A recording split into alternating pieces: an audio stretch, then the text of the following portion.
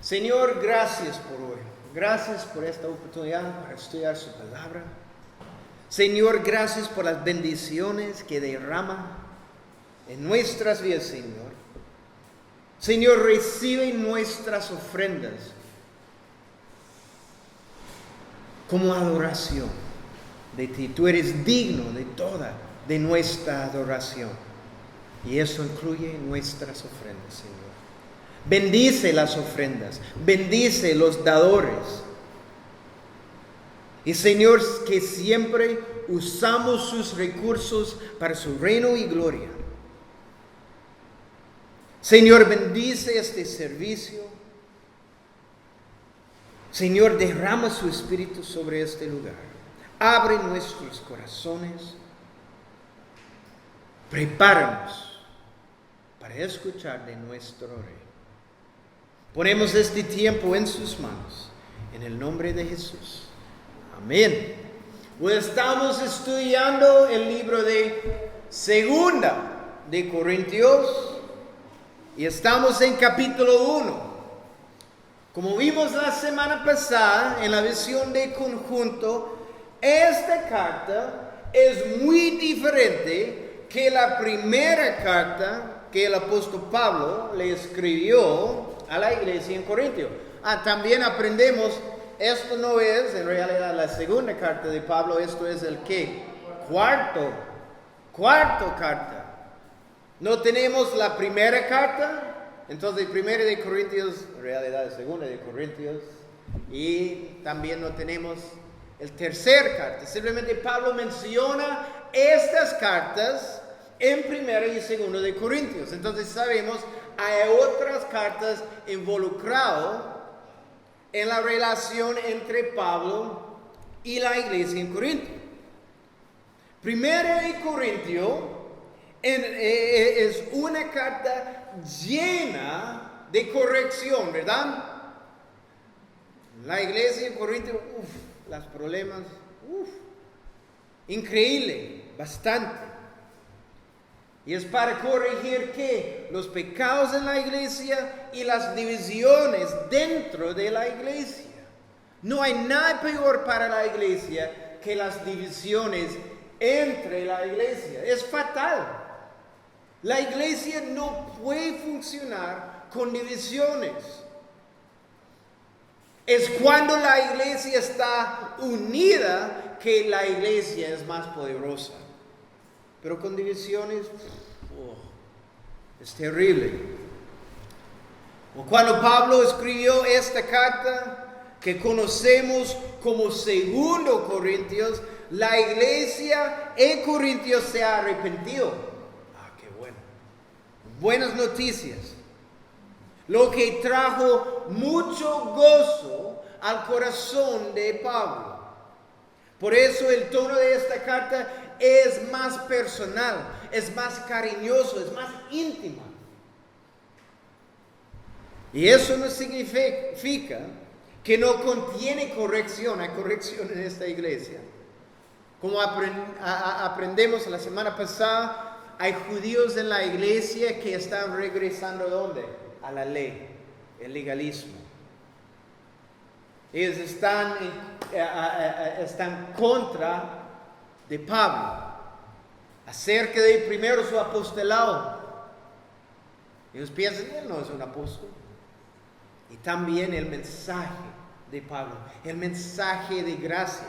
Y sabemos, nuestra salvación es solo por la gracia de Dios, nada más. No podemos ganar la salvación por nuestras obras, es imposible. Entonces, hay corrección en esta carta también. Y vemos esto en los últimos capítulos 9 al 13. La defensa de su apostolado y su mensaje. Pero en general, esta carta es una carta para animar la iglesia de Corintio en lo que están haciendo bien. Entonces, vamos a empezar capítulo 1 de 2 de Corintios en versículo 1 con la introducción. Pablo, apóstol de Jesucristo por la voluntad de Dios, y el hermano Timoteo, a la iglesia de Dios que está en Corinto, con todos los santos que están en toda Acaya.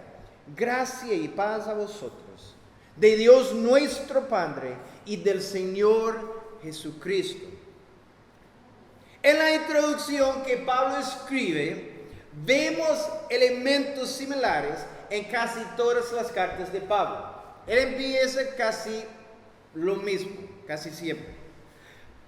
Pero en la primera parte quiero que notemos que Pablo les está recordando que él es un apóstol. Muchas veces, cuando Pablo empieza una carta, empieza Pablo, siervo o esclavo de Jesucristo. Pero vemos aquí en 1 Corintios, empieza Pablo, apóstol de Jesucristo por la voluntad de Dios. Y eso es importante para ellos a recordar lo que está diciendo. Él está diciendo, este apostolado no fue mi decisión, ¿ya? Por la voluntad de Dios. Esto no fue mi decisión. Yo soy un apóstol por la voluntad de Dios, no por mi propia voluntad o mi decisión. Él no llegó a Cristo y dijo, y ahora yo soy un apóstol. Eso es mi posición en Cristo. Puede leer acerca de su encuentro con Cristo directamente en Hechos capítulo 9. No fue su decisión. Dios me llamó a la posición del apóstol. Es importante. Versículo 2 dice, gracia y paz a ustedes, algo que Pablo usó en sus cartas. Vemos esto muchas veces en el principio de la carta, también en el final. Él empieza con la gracia y paz y termina con la gracia y paz en las cartas. Pero ¿por qué está diciendo estas cosas? Gracia y paz. Porque no usamos esto, creo que deberíamos usarlos cuando entendemos qué significa. Pero no que dice, hola hermano, ¿cómo está? Gracia y paz a usted. Pero es algo bueno. Vamos a ver, ¿qué está diciendo? La gracia es la raíz de todas las bendiciones de lo que tenemos en Cristo. Es la raíz. Se refiere al amor de Dios en acción. Vemos el amor de Dios en acción hacia nosotros por medio de su gracia. Y la paz es el resultado o el fruto de su gracia derramada sobre nosotros. Eso es como los dos funcionan juntos. Cuando la gracia y la paz de Dios están activamente trabajando en nuestras vidas, resultará en gozo puro. Gozo puro. ¿Por qué? Porque tenemos paz con Dios y tenemos la paz de Dios. ¿Sabe que experimentamos la gracia de Dios diariamente? Piensa, experimentamos la gracia de Dios diariamente. Cada día que tenemos aquí en la tierra es simplemente por la gracia de Dios. No merece, ¿qué es la gracia? Gracia es recibiendo lo que no merecemos. Definitivamente no merecemos un nuevo día aquí en la tierra. No podemos decir, Dios, yo merezco 10,000 días aquí, ¿verdad? No. Entonces cuando despertamos en la mañana, estamos recibiendo la gracia de Dios inmediatamente. ¿Y qué estamos haciendo con cada día de gracia que recibimos? Porque si estamos experimentando la gracia de Dios, también estamos experimentando que la paz de Dios. Cada día. Nuestro servicio es que la gracia de Dios. Yo no merezco la oportunidad a predicar su palabra. Es solo por la gracia de Dios. Imagínense si cada creyente está pensando en su servicio de Dios como la gracia de Dios. ¿Cambia su mentalidad? Cambia. Porque estamos pensando, eso es solo por la gracia de Dios que yo tengo la oportunidad a servirlo. Es su gracia derramada sobre mi vida. Y yo tengo la oportunidad a servir mi Rey. Es la gracia de Dios. Experimentamos su gracia diariamente. Vamos a continuar, versículo 3. Bendito sea el Dios y Padre de nuestro Señor Jesucristo, Padre de misericordias y Dios de toda consolación. Vemos la misericordia y consolación de Dios. Antes de avanzar, debemos entender que Pablo está bajo mucha aflicción. ¿Ok? Pablo no está en la playa tomando un agua de pipa, descansando y escribiendo esta carta. ¿Verdad? Y escribir un poco. Qué bueno. No, Pablo está bajo mucha aflicción. Pablo está bajo persecución que veremos en un momento. Él habla de eso. Pero ¿qué vemos cuando entendemos Pablo está bajo la persecución? ¿Qué vemos aquí en versículo 3? Él inmediatamente después de la introducción da alabanza a Dios para su misericordia y consolación. Vemos que el corazón de Pablo erupte en alabanza repentina. Y esto nos muestra, y es algo importante, creo, para nosotros, cada uno de nosotros, que esto muestra que podemos tener gozo en el medio de aflicción profunda. Eso es que aprendemos. No hay excusa. Podemos experimentar gozo en el medio de la aflicción profunda. Vemos que es posible y es correcto adorar y bendecir a Dios en el medio de nuestras pruebas y dificultades. Eso es lo que es correcto. Que estamos adorando a Dios en nuestras aflicciones. Y eso obviamente es solo mi opinión, pero yo creo que nadie aquí ha experimentado las dificultades, pruebas y tribulaciones que Pablo experimentó. Yo no. Entonces, si Pablo puede adorar a Dios completamente en sus aflicciones, creo que podemos hacer lo mismo. ¿Verdad? Sin excusa. Imagínense si estamos ante Dios. Es que yo no estaba adorándole porque... ¿Por qué? Bueno, es que en la aflicción fue un poco incómodo. ¿Cómo qué? ¿Y por eso no puede adorarme? Dice Dios. Podemos adorar nuestro Dios siempre. En las aflicciones, definitivamente. El apóstol Pablo alaba a Dios diciendo que bendito sea el Dios y Padre de nuestro Señor Jesucristo. ¿Está adorando y alabando a Dios en sus aflicciones?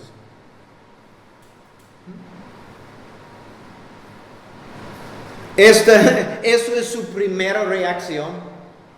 Cuando está en aflicción, cuando está en dificultades o pruebas o tribulación, ¿es su primera reacción adorar a Dios?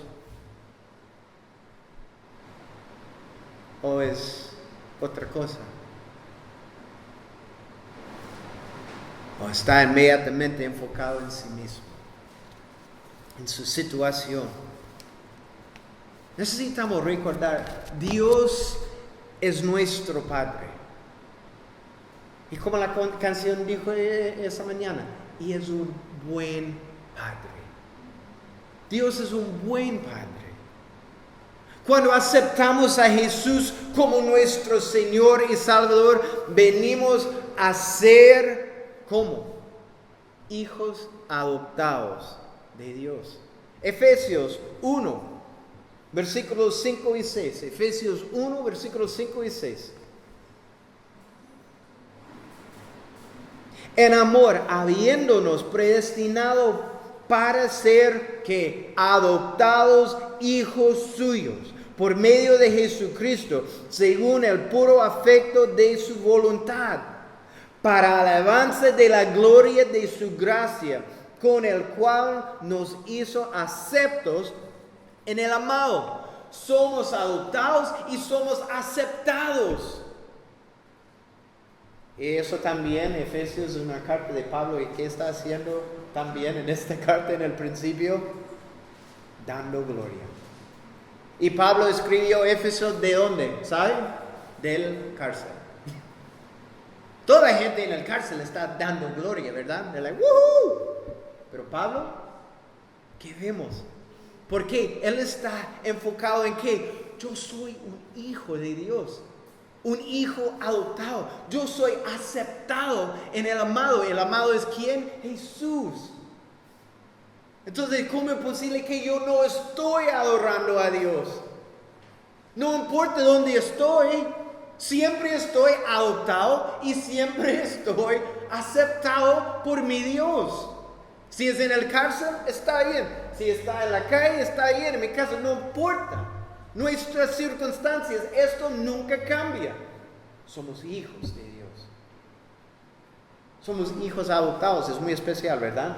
Porque eso significa que el Padre nos eligió. Dice, yo quiero este hijo. ¡Wow! Es precioso lo que tenemos en Cristo.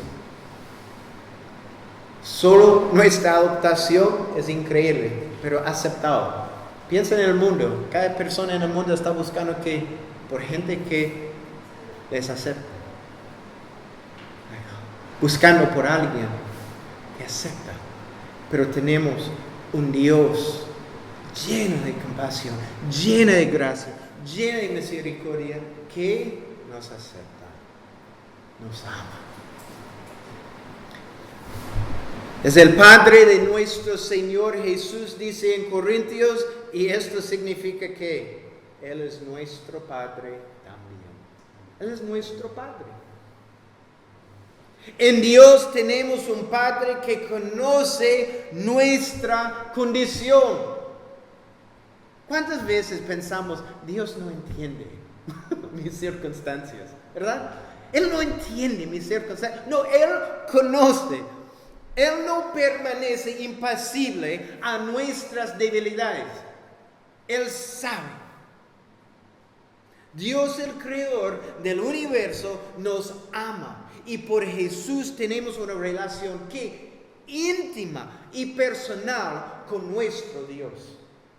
Es por Cristo.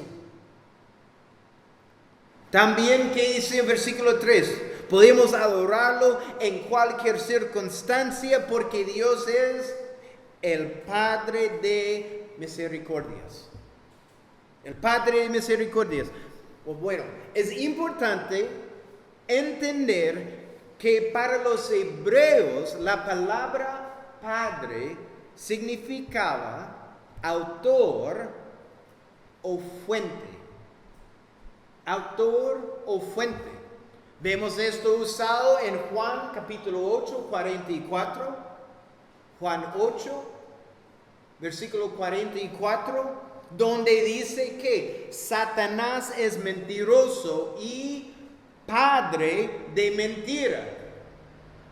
Entonces, ¿qué significa? Satanás es el autor o fuente de las mentiras, no Dios, es Satanás. Entonces, ¿Qué dice nuestro texto aquí en versículo 3? Dice que nuestro Padre es la fuente o autor de misericordia. ¡Wow! La naturaleza de Dios es el dar misericordia. Y la misericordia es ¿qué? Es el no recibir lo que merecemos. Es parte de su naturaleza.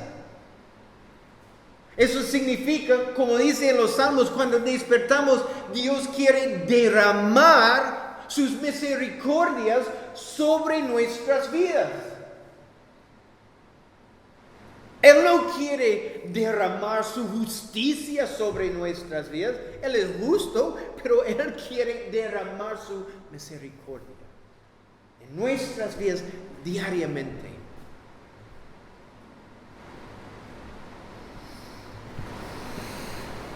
Por nuestros pecados, ¿qué merecemos? Merecemos el infierno por toda la eternidad, fuera de la presencia de Dios. Pero por sus misericordias, Dios dio su propio Hijo en propiciación por nuestros pecados. Eso es la misericordia de Dios. Y también versículo 3 dice, Dios es el Dios de toda consolación. Piensen por un momento en los dioses falsos que la cultura de ese tiempo tenía. Los dioses de la mitología griega y romana. O si ustedes saben, pueden pensar en los dioses de los hindús hoy en día. Yo sé, hay un dios, se llama el dios se llama Kali. Es un dios falso. Y sabe que este dios quiere un sacrificio. Pero ¿qué tipo de sacrificio quiere este dios? Un bebé. Entonces puede ver videos de mamás en India tirando su bebé en el río Ganges como un bebé vivo en el río como un sacrificio a este Dios. Y ellos están haciendo esto hoy en día. Piensen en los dioses falsos. ¿Cómo se escriben? ¿Cómo qué? Como este ejemplo. Crueles, egoístas, sin ningún amor para los humanos, requiriendo sacrificios costosos. Cuesta la vida de un bebé, trayendo tragedia a los humanos para su entretenimiento. Estos son los dioses falsos, pero en contraste, nuestro Dios, nuestro Padre misericordioso, es que dice, la fuente de toda consolación, el autor de la consolación. Nuestro Dios nos ama. Nuestro Dios está involucrado activamente en nuestras vidas. Nuestro Dios quiere lo más alto y lo mejor para nosotros. Nuestro Dios nos llama ¿qué? Hijos. Es especial que tenemos. Tenemos una fuente infinita e inagotable de consolación. Y esto está disponible siempre. Dios nos consuela por medio de su palabra, ¿verdad? ¿Cuántas veces cuando siente la presión de la vida o está en dificultades, pero simplemente abre la palabra y empieza a leer? ¿Qué pasa? Cambia todo. Like, wow. Y Dios muestra algo, un pedazo de oro en su palabra. Y like, oh, y está pensando y meditando en eso. ¿Y sus problemas dónde están? En el fondo. Es una consolación la palabra de Dios. Por medio de la oración, cuando sentimos la presión y inmediatamente estamos en rodillas orando a nuestro Señor, ¿qué pasa? ¿Cómo sentimos? Paz.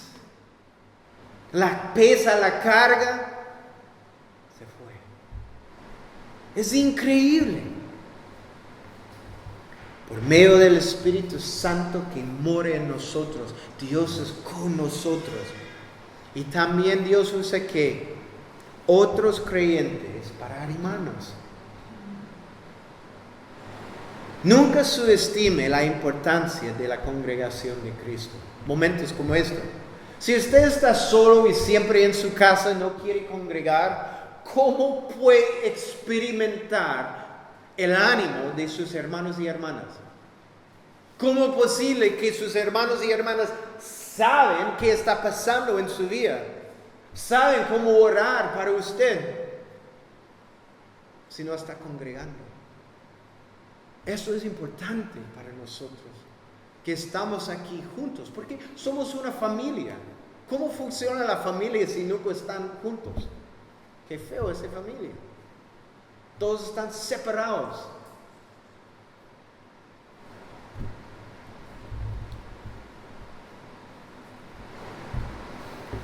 Cuando nos sentimos desanimados por nuestras circunstancias, ¿qué pasa? Nos enfocamos en nosotros y en nuestros sentimientos. Nos enfocamos en nuestros problemas. Pero lo que necesitamos hacer es tomar un momento y enfocarnos en Dios y ver todo lo que Dios es para nosotros y todo lo que ha hecho por nosotros en esta vida y por la eternidad.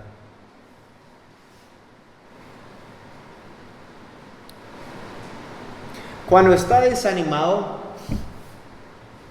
piensa en su futuro. Piensa en su futuro. Cuando está desanimado,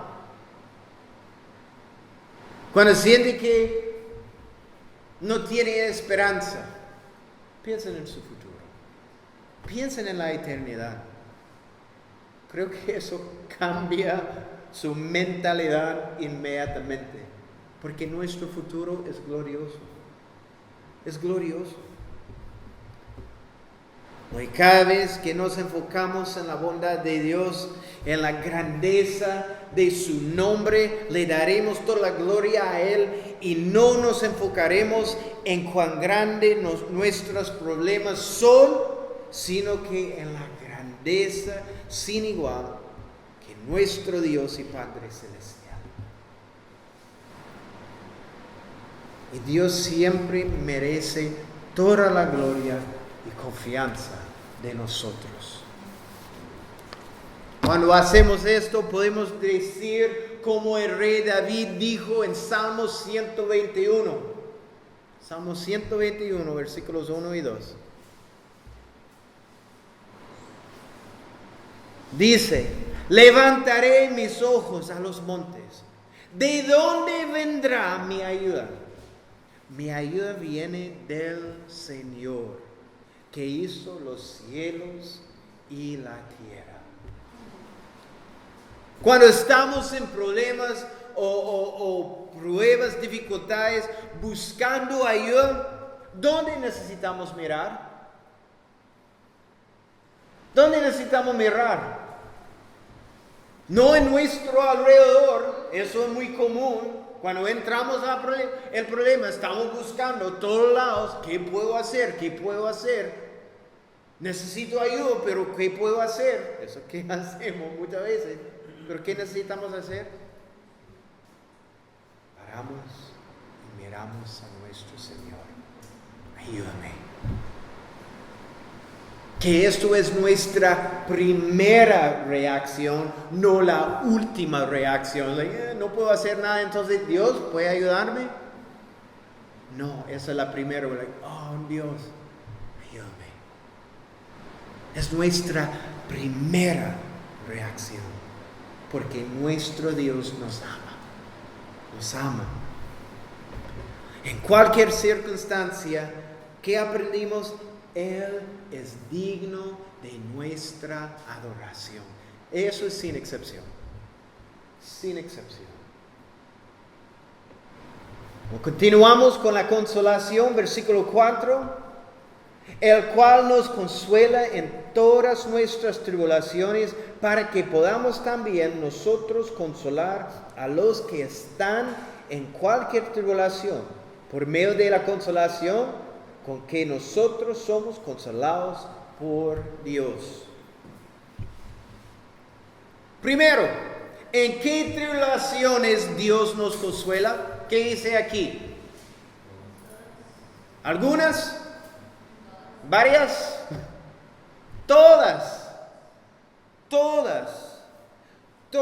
nuestras tribulaciones. Entonces, no existe una tribulación, dificultad o prueba que sea tan grande para nuestro Dios.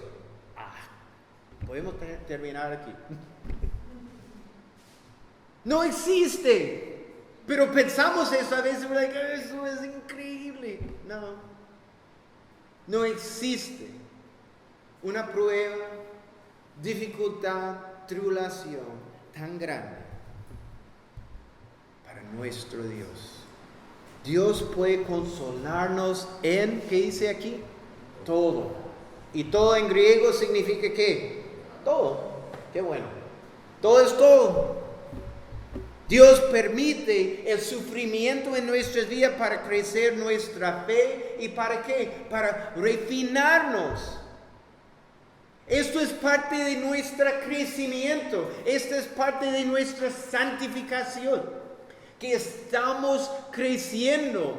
Y sin fricción en nuestras vidas no podemos crecer.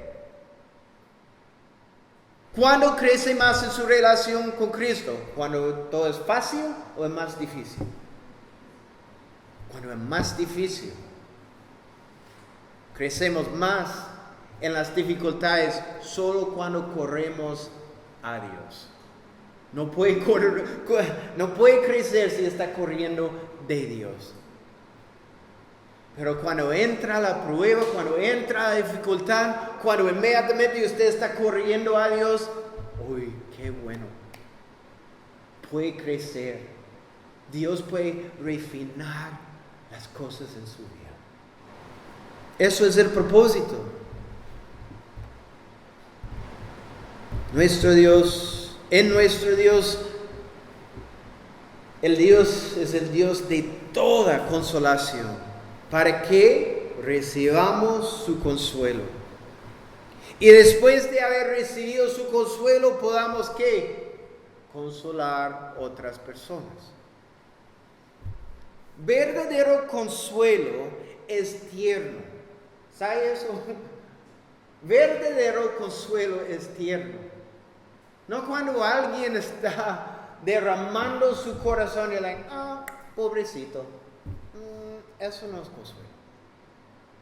Es tierna y viene de un corazón que ha sido el sí mismo consolado.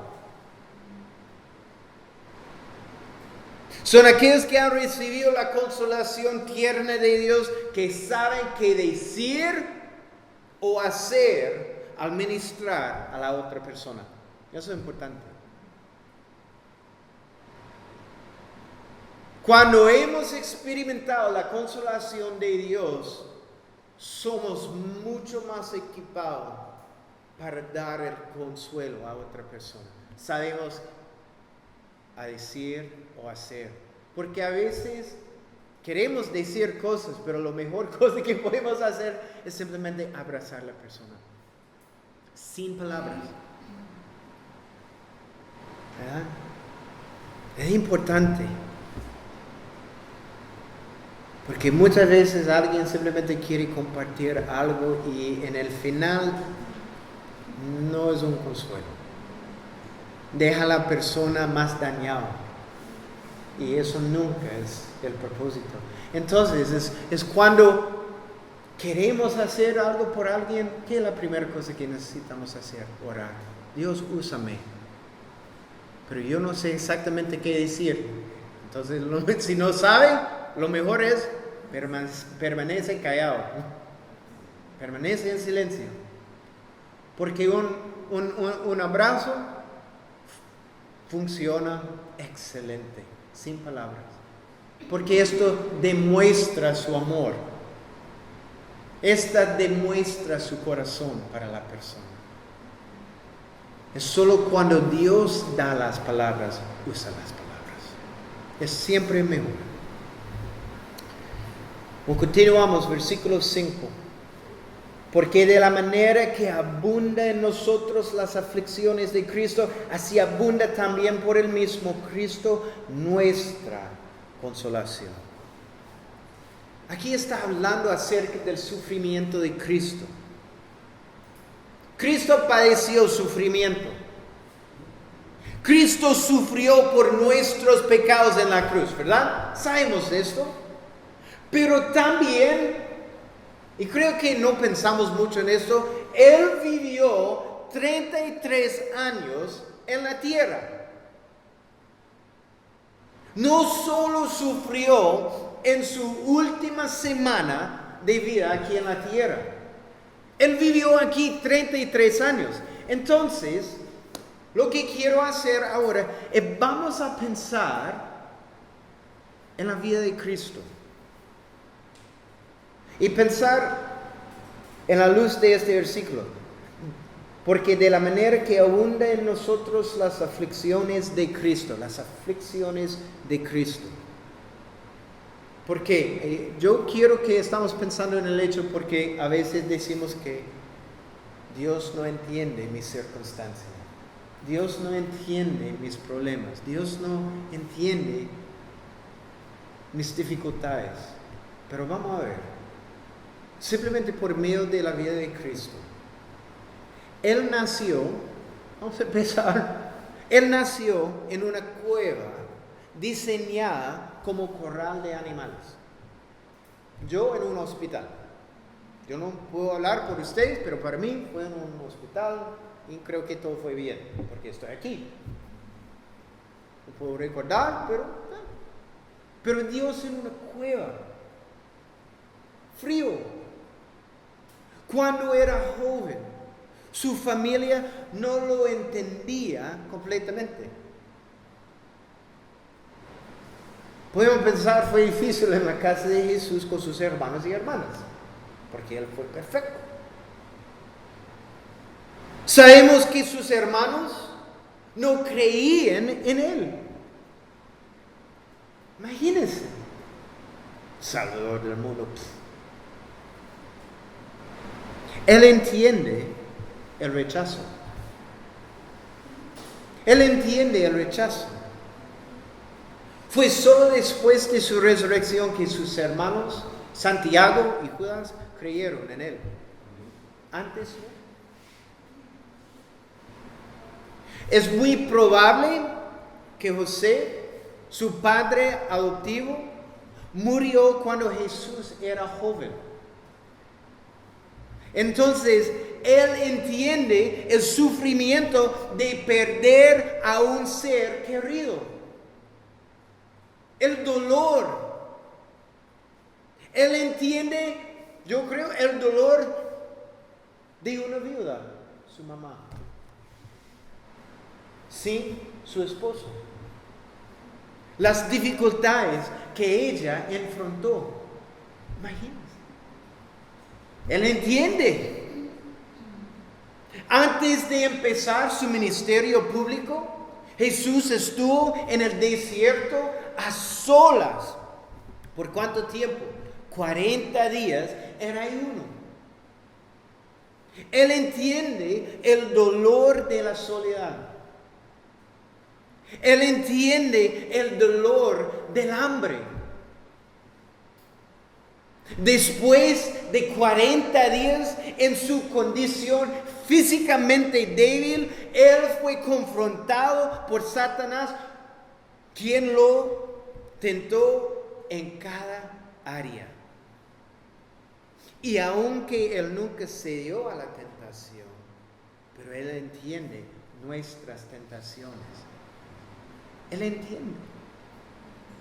Sus discípulos, sus amigos más cercanos, casi nunca entendieron las cosas que Él les decía o enseñaba. They're like, En Juan 6 creo que Él dice, eso es un concepto muy difícil de entender. Ellos no saben. Like, wow. Él entiende cómo se siente el no ser comprendido. La noche antes de su crucifixión, ellos discutían entre sí quién de ellos sería el más grande en el reino. El noche antes, sus amigos. Las multitudes se habían ido. Sus enemigos habían formado un plan para destruirlo. Él entiende el abandono y ataque. En Getsemaní, con un corazón pesado, porque sabía lo que estaba por venir, le pidió, ¿quién? Sus mejores amigos, que oraran por él. Y en lugar de orar por Jesús, sus amigos se quedaron dormidos. Imagínense llegando aquí con 11 de sus mejores amigos y usted está en tribulación inmensa y dice, ora por favor para mí, y usted empieza orando por aquí, ellos están allá, y después de 2 o 3 minutos escuchan cómo se sienten con sus mejores amigos. Ora para mí. No pueden. Esa noche, uno de sus discípulos lo traicionó. Amigo. El otro discípulo, uno de los más cercanos, a él lo negó 3 veces. Jesús fue condenado falsamente, fue golpeado, azotado, burlado, su cuerpo fue rasgado, él recibió una corona de espinas sobre su cabeza y fue colgado en la cruz. Él experimentó el dolor más agudo como ningún ser humano en este mundo ha experimentado jamás. En la cruz, al cargar nuestros pecados sobre sí, experimentó por primera vez la separación con el Padre, que fue lo peor. Él murió junto a ladrones, abandonado por sus amigos. La palabra dice, el que no conocía el pecado fue hecho pecado. ¿Por quién? Por nosotros. Y murió por nuestros pecados solo. Esto fue el sufrimiento de Cristo, que padeció por amor a nosotros. Entonces, cuando sufrimos tribulación o dificultades, pruebas, podemos estar seguros de que Él entiende nuestro dolor y responde con compasión. Él entiende. Nunca podemos decir que Cristo no entiende nuestra situación. Él entiende más que usted entiende. O recibimos las buenas noticias en la última parte del versículo 5. La primera parte dice que porque de la manera que abunda en nosotros las aflicciones de Cristo, aquí así abunda también por el mismo Cristo nuestra consolación.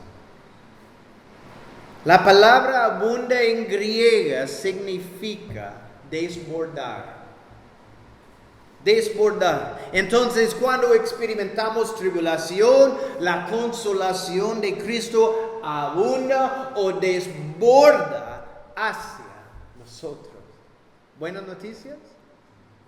Definitivamente. Su consolación es más que suficiente en nuestras tribulaciones. Más que suficiente. Versículo 6. Pero si somos atribulados, es para vuestra consolación y salvación. O si somos consolados, es para vuestra consolación y salvación, la cual se opera en el sufrir las mismas aflicciones que nosotros también padecemos. Y nuestra esperanza respecto de vosotros es firme. Pues sabemos que así como sois compañeros en las aflicciones, también lo sois en la consolación. La primera parte del versículo 6, Pablo dice, nuestro sufrimiento es para su beneficio. Es para su beneficio. ¿Por qué? Pablo dice que entre más que sufre, recibe más del consuelo de Cristo. Entonces, entre más consolación que recibe de Cristo, Él puede ministrar y animar mejor al cuerpo de Cristo en las tribulaciones que ellos tienen. Les dice, entre más que esté sufriendo, más equipado está para ministrar a ellos. No pensamos en eso mucho, ¿verdad? Necesito sufrir más para hacerme más equipado para ministrar al cuerpo de Cristo. ¿Por qué? Porque entendemos, es para su beneficio. Podemos decir esto para cualquier hermano y hermana. Es para su beneficio cuando sufrimos. Porque cuando experimentan tribulaciones, ellos pueden consolar a otras personas, experimentando las mismas tribulaciones con la consolación que viene de Cristo. Súper importante. En versículo 7, en palabras simples, Dios permite que entran estas tribulaciones en nuestras vidas para desarrollarnos y conformarnos en la semejanza de Jesús. ¿Verdad? Cristo sufrió, ¿verdad? Y si Cristo sufrió, nosotros también. El sufrimiento es parte de la vida cristiana. No puedes separar sufrimiento de su vida cristiana. Cristo sufrió, entonces es lo mismo para nosotros. Eso es buenas noticias.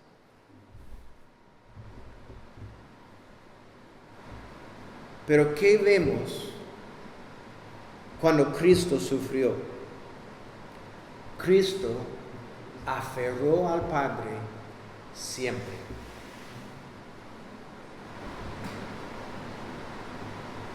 Cristo aferró al Padre siempre. Eso es lo mismo para nosotros. Cuando sufrimos, corremos inmediatamente a Dios. Y aferramos a Dios siempre. Porque esto es nuestra esperanza. Si quiere la consolación de Dios, no puede correr de Dios y recibir la consolación de Dios. Corre a Dios. Versículo 8. Porque, hermanos, no queremos que ignoréis acerca de nuestra tribulación que nos sobrevino en Asia. Pues fuimos abrumados sobremanera más allá de nuestras fuerzas, de tal modo que aún perdimos la esperanza de conservar la vida. Pero tuvimos en nosotros mismos sentencia de muerte para que no confiásemos en nosotros mismos, sino en Dios que resucita a los muertos. No sabemos exactamente cuál fue la tribulación que pasó en Asia. Hay muchas posibilidades que tenemos en el libro de Hechos, pero no sabemos. Él lo dice aquí. Pero por el tono podemos ver que fue una tribulación muy fuerte, una circunstancia extremadamente difícil para Pablo. Versículo 8 dice: pues fuimos abrumados sobremanera más allá de nuestras fuerzas. Esta frase lleva la idea de un peso aplastante que va sacando la vida fuera del cuerpo. Es un peso triturador. Es decir, eso es algo muy intenso. La tribulación que sufrió en Asia fue tan intensa hasta el punto que él perdió la esperanza de vida. Yo nunca he sido en una situación con esto. Cuando yo estaba pensando, estoy perdiendo mi vida. Esto es la única opción. Esto es donde está Pablo en este momento. Está pensando, la única cosa que está pasando aquí es me voy a morir. Me voy a morir. Y es por eso él dijo eso en versículo 9. Tuvimos en nosotros mismos sentencia de muerte. Eso es nada más. Pero él termina este versículo con una declaración increíble. ¿Viste? La última parte del versículo 9. Todo esto pasó para que no confiásemos en nosotros mismos, sino en Dios que resucita a los muertos. En ese momento, el peligro para Pablo era tan grande que él pensó, me iba a morir. Entonces su única opción fue aferrarse a Dios, confiar todo en su ser sobre el único quien tiene el poder para salvarlo. Es increíble, Pablo. Entre más cerca de la muerte que se dio, más confianza que tuvo en el poder de Dios. Eso describe su vida. Que solo Dios tiene el poder para salvarlo o sostenerlo si él debía morir. Eso es donde está. Eso es completa confianza en la sabiduría y la soberanía de Dios. Incluso cuando el fin de todo resultaba en la misma muerte para Pablo. Confió todo en las manos de Dios.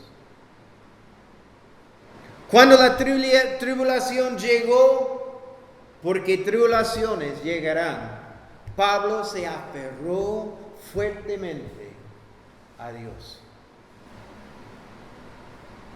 ¿Sabe eso? Tribulación definitivamente llegará. Definitivamente. Es como respondemos a la tribulación que es importante.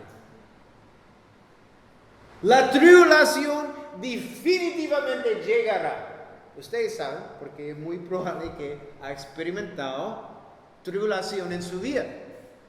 Pero lo más importante es cómo respondemos a la tribulación. Podemos responder completamente derrotado. Y eso nos sirve. Esto nos sirve. O podemos aferrar a Dios y confiar completamente en Él. Hay dos opciones. Es su decisión en cómo quiere responder a sus circunstancias. Derrotado, que nos sirve, o corre a Dios y aferrarse y confiar completamente en Él. Y eso es obviamente la mejor opción. Eso es que cada creyente debe hacer en la tribulación. Y es mejor cuando hacemos esto inmediatamente. No cuando la tribulación llega y tratamos de manejar la situación, no inmediatamente. Corremos a Dios. Es lo mejor. En versículo 10, el cual nos libró y nos libra, y en quien esperamos que aún nos librará de tan gran muerte. Vemos el verbo en tres formas, ¿verdad? Pasado, presente y futuro. Pablo podría mirar atrás y ver la mano protectora de Dios sobre su vida. Podemos hacer lo mismo. Podemos mirar atrás y decir, wow, la mano de Dios sobre mi vida, increíble. Podemos ver su mano sobre nuestras vidas en el pasado y podemos ver su mano sobre nuestras vidas ahora, en el presente. Y podemos tener la plena confianza que la mano de Dios permanecería sobre nuestras vidas en el futuro. ¿Por qué? Porque Jesús dijo, no te dejaré ni te abandonaré. Él siempre está con nosotros. Vamos a terminar con versículo 11. Cooperándonos también vosotros a favor nuestro con la oración, para que por muchas personas sean dadas gracias a favor nuestro por el don concedido a nosotros por medio de muchos. La oración. No hay nada mejor cuando la familia de Dios ora los unos por los otros. No hay nada mejor. Gálatas 6:2 dice, sobrellevan los unos las cargas de los otros. Es nuestra responsabilidad. Cuando vemos un hermano o una hermana cargado, tenemos la responsabilidad a ayudarlos. Y una de las mejores maneras de hacerlo esto es que en la oración. En la oración. Una cosa que me encantó acerca de Pablo, Pablo nunca se avergonzó de pedir oración por él mismo. Pero en la iglesia hoy en día, muchos. Yo no quiero compartir mis problemas con gente. Yo estoy buscando la oración. Yo necesito sus oraciones. Pablo nunca. Y cuando pensamos en Pablo, muchas veces, ¿qué estamos haciendo? Poniendo en un nivel alto. Pero ¿qué vemos con él? En lo mínimo de 6 de sus cartas, él está pidiendo oración. ¡Wow! Porque él sabe la importancia. ¡Hey! Hermanos, estoy en problemas. Ora para mí. Sabemos a veces, él está batallando, como veremos en esta carta en un par de semanas, con depresión. Fue tiempos en su ministerio que eran difíciles y él está buscando oración. Pablo es humano, como nosotros. No hay ninguna diferencia entre Pablo y nosotros. La diferencia entre él y nosotros es una cosa, su llamado. Eso fue su llamado. Mi llamado es diferente que usted. No tiene vergüenza para pedir por la oración. Es una bendición cuando tenemos la oportunidad a orar por nuestros hermanos y hermanas. Él entendía la necesidad que la familia de Dios está orando. Siempre. El favor que menciona en este versículo es que por medio de sus oraciones es su vida. Él está dando gracia a ellos por sus oraciones. durante sus tribulaciones porque su vida fue reservada.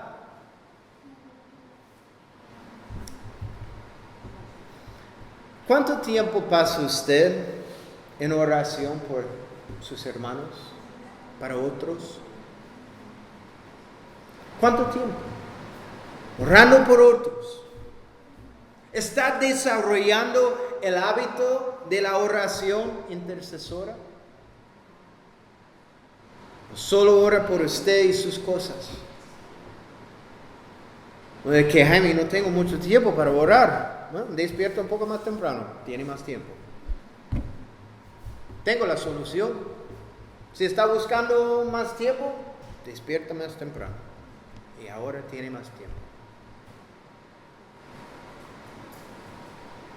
Quiere orar por sus hermanos. Ama a sus hermanos. Suficiente para orar para ellos. Simplemente congregamos los domingos y miércoles y esto es suficiente. ¿Está buscando oportunidades para pasar tiempo con sus hermanos y hermanas en compañerismo afuera de la iglesia? ¿Para crecer en sus relaciones? ¿Para animar unos a otros? ¿Para orar? ¿O está contento simplemente por una hora? Un domingo o un miércoles es suficiente. Yo puedo decir definitivamente, verdaderamente, no hay nada que nos anima más a Paula y mí que cuando alguien nos manda un mensaje para decirnos que están orando por nosotros. Es increíble. Si es de algunos de ustedes o de la gente en los estados, es especial. Porque sabemos, como misioneros somos solos. Dejamos todo por venir. Y la realidad es que casi todos olvidan nosotros aquí.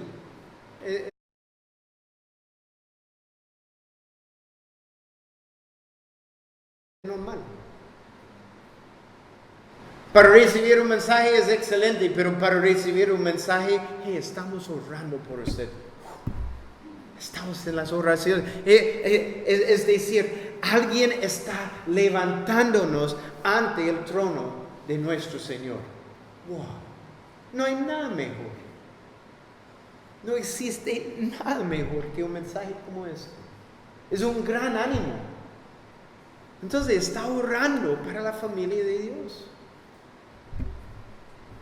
Que todos aquí seamos conocidos como personas de oración. Eso marca nuestras vidas.